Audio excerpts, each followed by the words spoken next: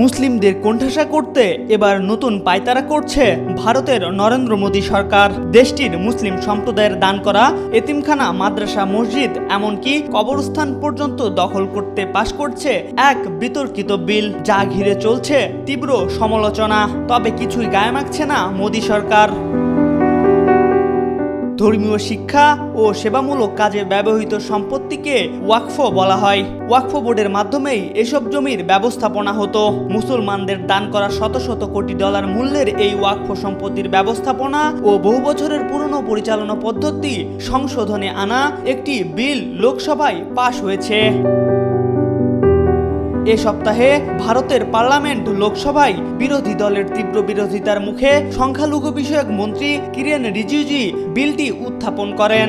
উত্থাপনের ২০ ঘন্টার মধ্যেই তা পাশ করা হয়।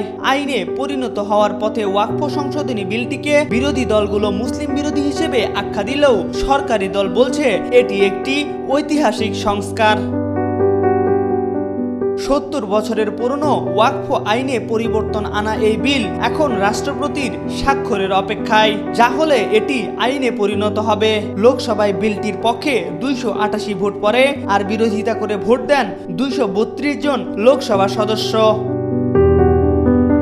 বিরোধী সব দল সহ প্রায় সব মুসলিম সংগঠনই বলছে এই বিলটি আনাই হয়েছে ভারতবর্ষের সর্ববৃহৎ সংখ্যালঘু সম্প্রদায়ের সাংবিধানিক অধিকার খর্ব করতে।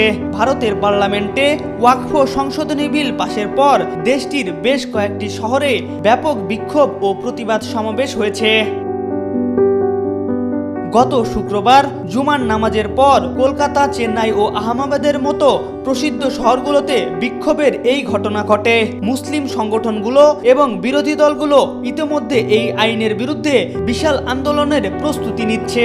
রাজনৈতিক বিশ্লেষকদের মতে এই বিতর্ক ভারতের আসন্ন নির্বাচনে গুরুত্বপূর্ণ প্রভাব ফেলতে যাচ্ছে। এম আর আকাশ, আজকাল।